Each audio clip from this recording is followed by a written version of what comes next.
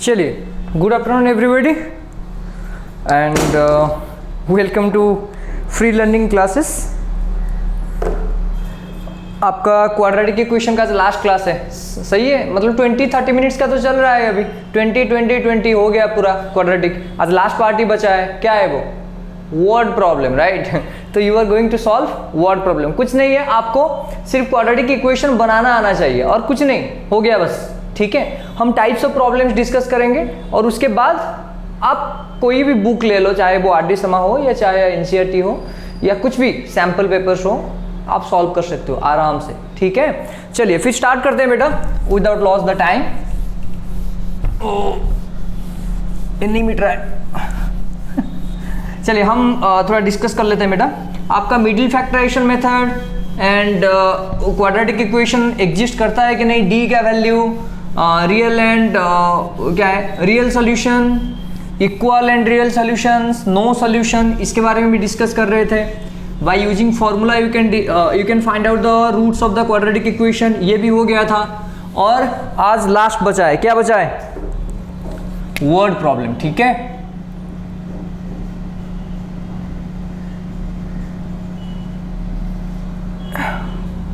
अच्छा, word problem का meaning क्या है पहले समझ लेते हैं बेटा। वर्ड प्रॉब्लम का मीनिंग ये है, आपको क्वेश्चन जो दिया होगा वो वर्ड में दिया होगा। Suppose I want to buy a car with a cost of this one, like this, मतलब वर्डिंग में दिया होगा। आप अभी तक जो सॉल्व कर रहे थे वो क्या था? x² plus of 2x plus of 3 equal to 0। Just find out the roots and of the equation, खत्म। ये मेथड था, मतलब ये आपको इक्वेशन दिया गया था, आप सॉल्व कर रहे थे। अभी आपको इक्वेशन दिया नहीं होगा, आपको इक्वेशन बनाना पड़ेगा, ठीक है। You have to form the equation from the given data. Data जो दिया होगा उससे आपको बनाना पड़ेगा। आ गया समझ में? चलो ठीक है बेटा, तो आपको मैं सिखा देता हूं कि मतलब ये कैसे करते हैं।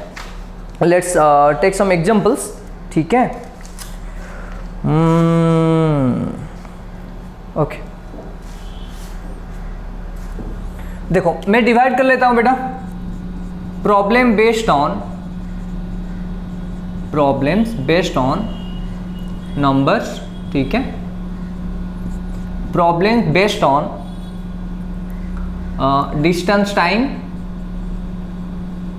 डिस्टेंस एंड टाइम, ठीक है। और क्या है आपका जो, और किस टाइप का होगा बेटा?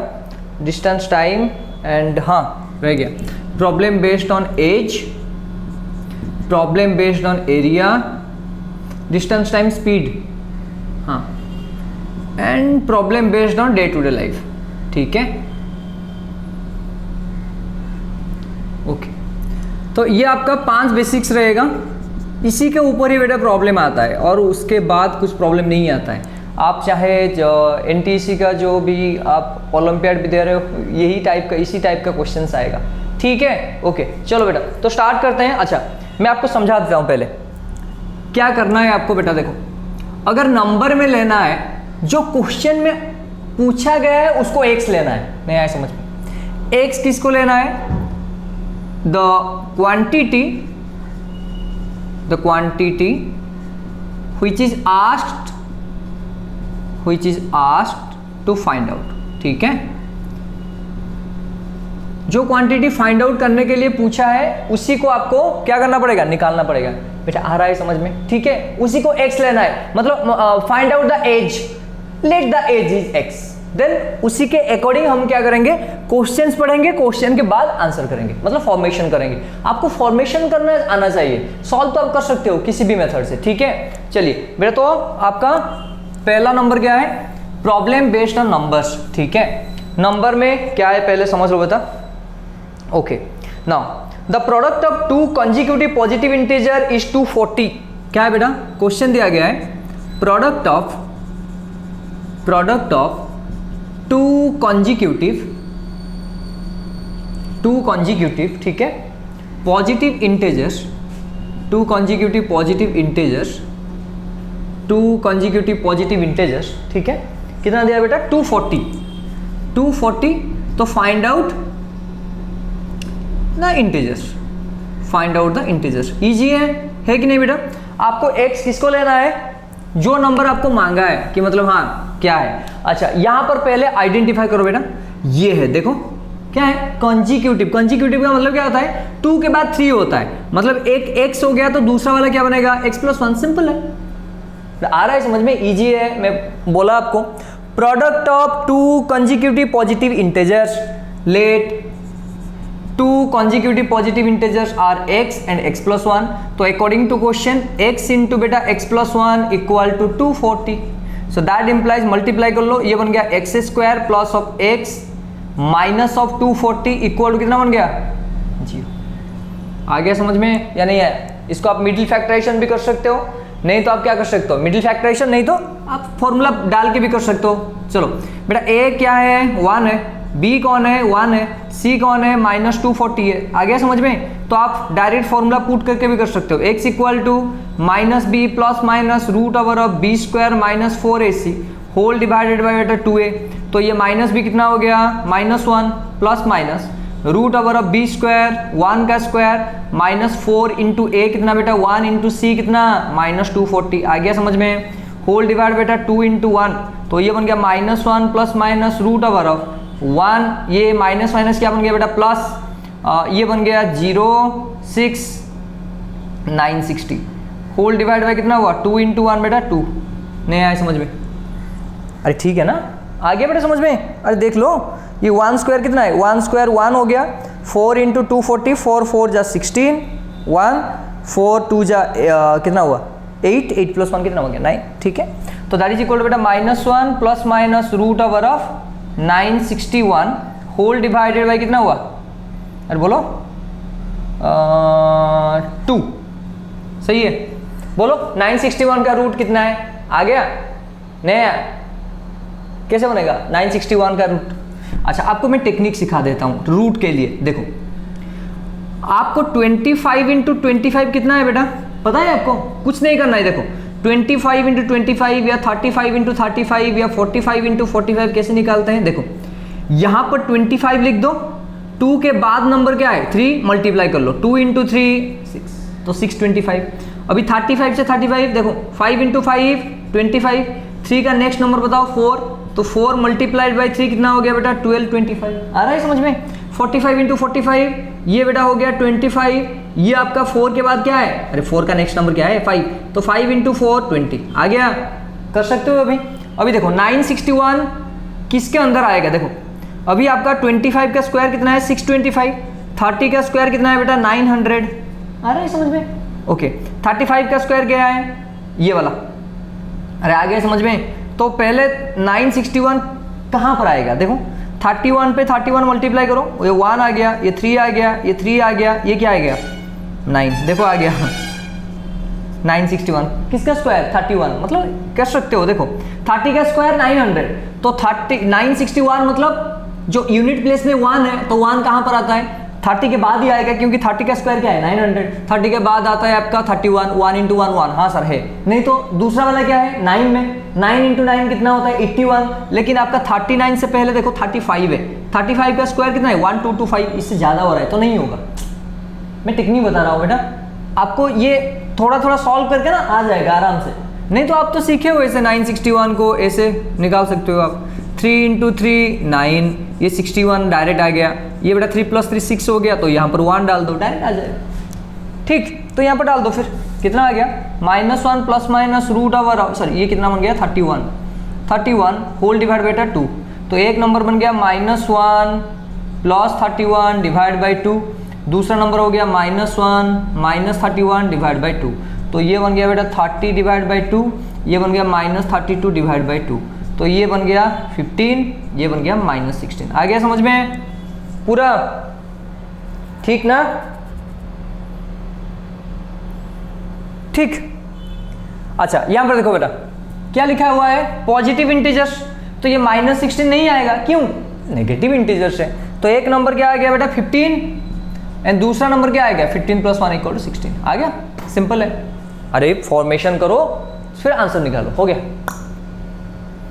नेक्स्ट क्वेश्चन करें।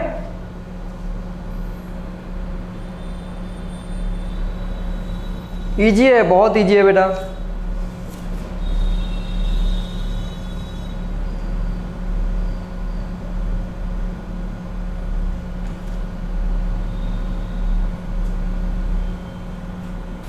दूसरा क्वेश्चन करें, ठीक। फाइंड 2 consecutive odd integers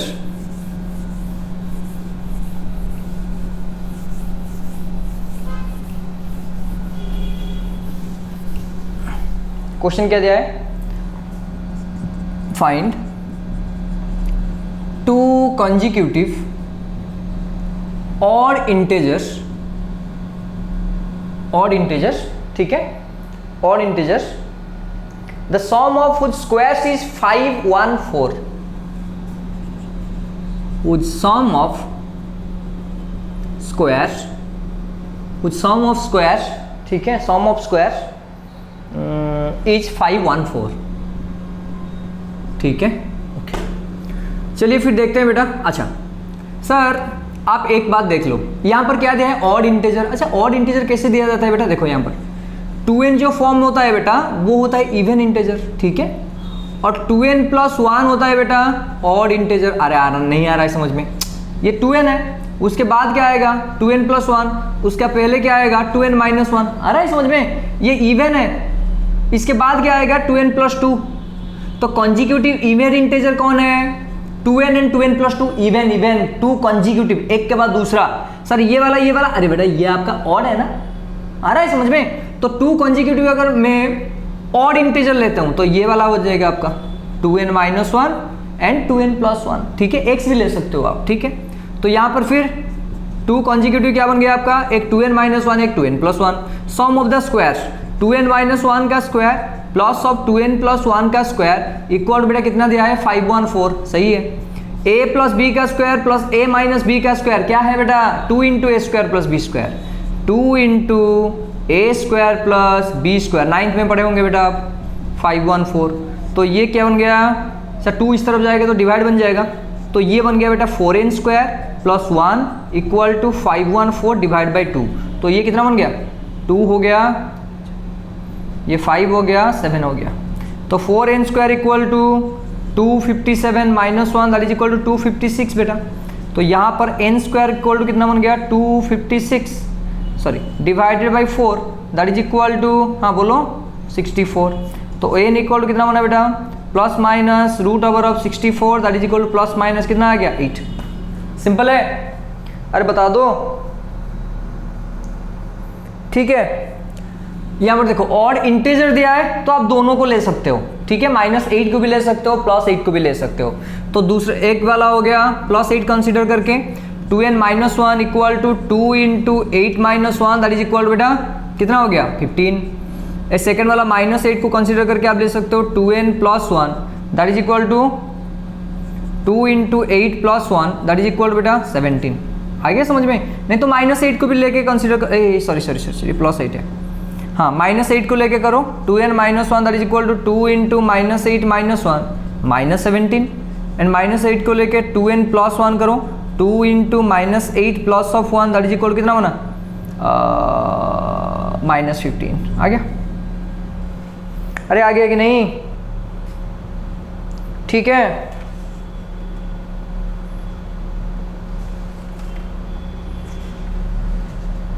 हो जाएगा, चलो ठीक, तो कर सकते हो आप, ठीक है। नेक्स्ट बेटा आ जाते हैं एज में। अच्छा एज रिलेटेड प्रॉब्लम आपको पता है ऑलरेडी, ठीक है ना। अच्छा एज रिलेटेड प्रॉब्लम, पहले क्वेश्चन लिख लेते हैं बेटा। The sum of ages of a father and his son is 50 years।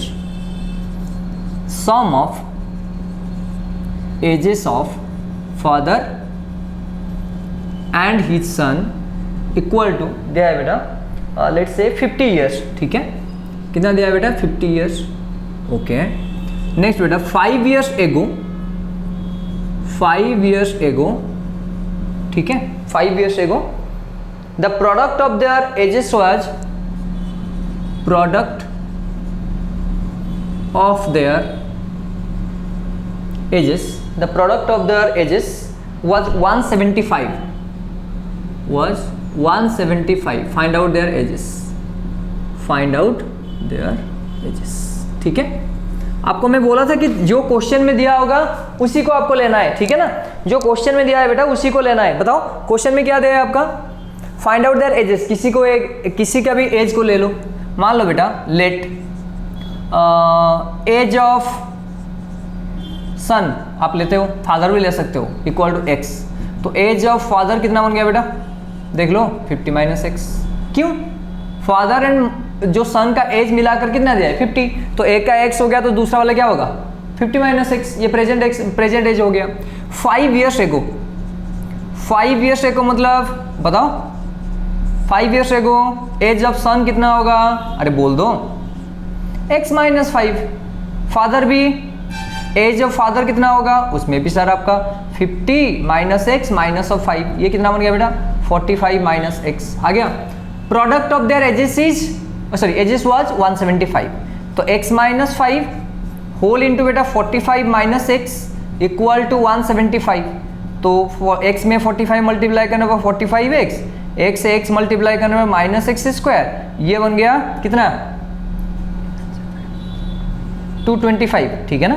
And ये बन गया बेटा plus 5x equal to 175। So that implies ये हो गया सर आपका minus x square plus 50x, ठीक है, माइनस 225, ये हो गया माइनस 175 इक्वल टू 0। तो ये बन गया बेटा minus x square plus 50x minus ये कितना बन गया, अरे बोलो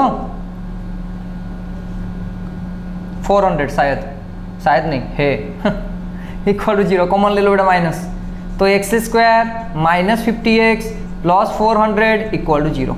मल्टीप्लाई करने पर बेटा 400 मिलाने पर आपका कितना होगा 50, बोल दो कितना बनेगा आपका,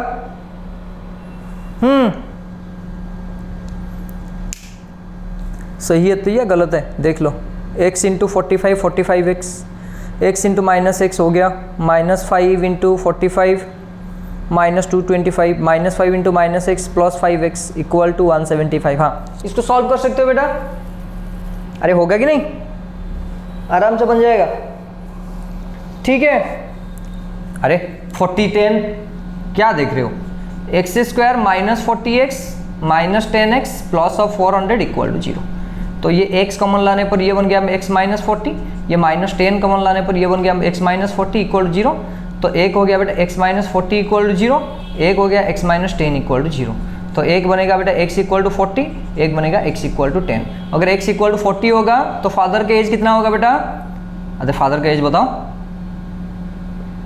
एज ऑफ सन आप x लिए हो ना, हाँ तो ठीक है, हाँ ठीक है। फादर का एज फिर देखो ये सन का एज बन गया 10, तो फादर का एज कितना बन गया 50 माइनस 10 इक्वल टू 40।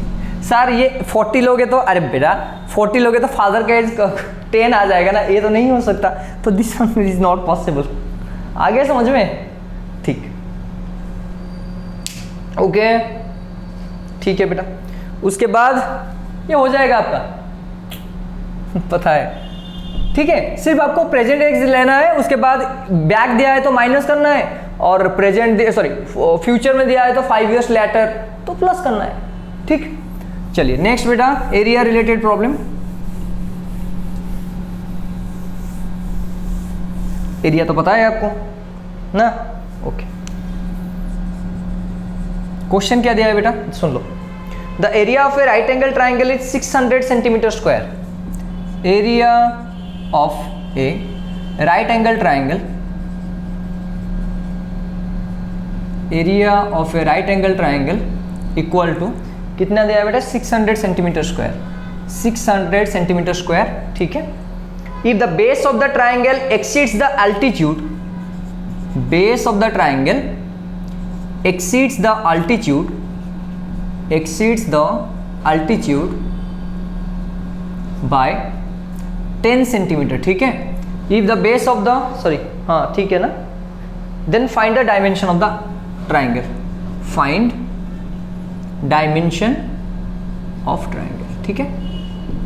मतलब क्या मांगा है बेटा, B P H, hypotenuse base and perpendicular, ठीक है।